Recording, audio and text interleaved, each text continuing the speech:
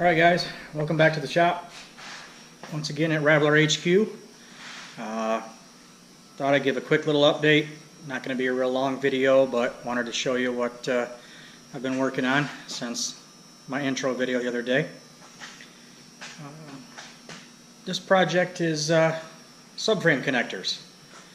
I don't know how many of you are familiar with Ramblers, but they are a unibody car and not that strong at that. So the front and rear frame rails are a fairly thin sheet metal pressed into a U shape and then spot welded to the body, and the body is actually considered structural and integral to the car's overall what you call it, strength, I guess. But anyway, worked fine when it had a straight six making less than 100 horsepower, but now that we're planning to push 800 to 1,000 horsepower, it just wasn't going to fly anymore. So anyway, a typical way to go about this and strengthen things up is to tie the front and rear subframes together with structural steel, and that way the entire body is no longer as much a part of the strength as the frame itself. We can take out some of that rotational force. It was comical sometimes back in the 60s. You would see really high performance cars that hadn't done much for strength but had added a whole bunch of horsepower, and a couple times down the track with good traction and not the greatest suspension, they would wrinkle their quarter panels.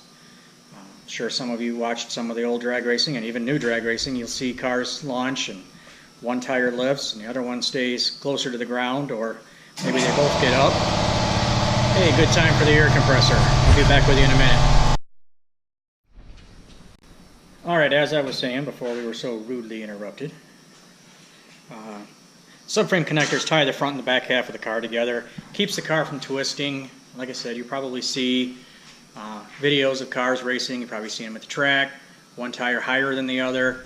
I've even seen T-top cars with the tops pop out because there was just not enough rigidity in the chassis. So anyway, all that being said, what we're trying to do is get around that. So most of your modern cars have subframe connectors available. If they're any kind of a performance car, you can buy them from the aftermarket. I know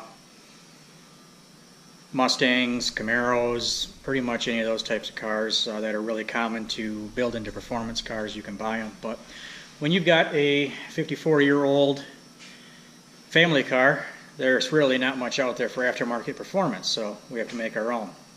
So that being said, I'll show you first off, and I got a little better lighting. If you saw my first video, you'll notice that I get talking for a while and then realized you couldn't see what I was talking about. So let me shed a little light on the subject here and show you kind of how rough things are for one, but what the subframe looked like from the factory. Hopefully you can see. Let me get some light back on the subject. Anyway, as we talked about in the first video, here's our front subframe. I had added 3x3 frame rails up in the very front and then plated it to the existing subframe, but again, if you notice, it stops right here, and then we get into some really cruddy looking floor. That's going to end up getting cut out anyway. Some prior patchwork. Turn the light around here. And then eventually we get back to a little bit of a rusty crusty rear frame rail. Goes up and around there. Again, kind of thin sheet metal. You can see here it's pretty light gauge to begin with, and in many cases it's not in great shape anymore. So I'm strengthening that up and connecting the front to the rear. So I'll show you what I came up with through a bit of careful measuring and trial and error. This is the subframe connector. This is 2x2 square tubing, 120 thousandths wall thickness.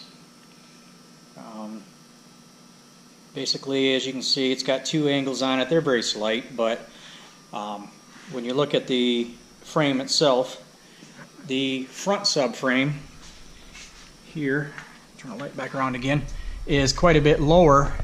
The top of the subframe meets the bottom of the floor. but as we move back, the bottom of the subframe meets the floor. So there's a height difference of approximately at least the height of that front subframe. So what we have to do is come forward from here and immediately start an uphill climb until we get to the back and are able to then be up into this rear frame rail. So that's why, going back over, we have these angles. Just a slight angle, it's not much, but over the course of approximately 5 feet or so, it does the job. Now this 5-inch plate here, it's about 5 by 6, actually goes to the bottom of the front subframe, and the tubing mates to the side of it. The way the front and rear subframe is aligned on this car, there's approximately 2¼ inch difference from the inside of one to the outside of the other. So this 2x2 tubing worked just about perfect. We had 1/4 inch that I needed to make up, which I used as an opportunity for a rear gusset. Now, as you can see, these are just tacked in place right now. They'll be fully welded once we start full installation. But I'll take you over to the car and I'll show you where I've got one clamped in already. Let me turn the light around for you. Now, we had to do a little patchwork up here. The front frame rail was kind of rough too. But as you can see, stand back a little bit and get out of your light. This is that 5 by 6 plate on our other frame rail down there.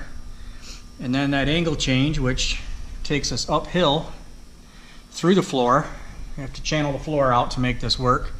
And then we get to the back where the new plate, which will do both strengthen the frame rail and give us something to weld the new subframe connector. So once this is all done and welded in place, we'll have continuous rear frame following all the way up, tying into the front frame, essentially making this a full frame chassis car at that point. Got a good bit of ways to go. I'm not going to weld it in place yet. What I want to do is, now that the other subframe or connector is built, is I have to still channel this side of the body, and then I'll level the car front and rear side to side, essentially make the front level side to side and then the rear level side to side before welding them in place. Ideally, what you want to do is have the car setting under its own weight on the ground, on its wheels, tires, fully loaded, so that you're simulating what you've got in real world application. But we don't really have that opportunity. I've got to get these subframe connectors in before I can even mount the rear axle. The cross member for the coilovers is actually going to sit, if you can see this white line, I'm not sure through the dirt and dust, but that white line is actually the center line of where the cross member is going to be for the ladder bar mounts. So until this is in place, there's really nothing to attach that to other than 54-year-old sheet metal. So we'll get these put in. Like I said, we're going to have to level the car side to side, set the rake approximately where it's going to be final, and then get it all tacked together. But again, once it's all done, this is going to be the mounts for the rear ladder bar cross member, as well as our transmission cross member will mount from it, and it's going to give us a whole lot more rigid vehicle to work with when we're all said and done. So anyway, hope you enjoyed the video. Again, leave a comment, let me know what you think. Hopefully you can see a little better with the lighting this time. Remember to hit the subscribe button, and we'll see you back in the shop next time.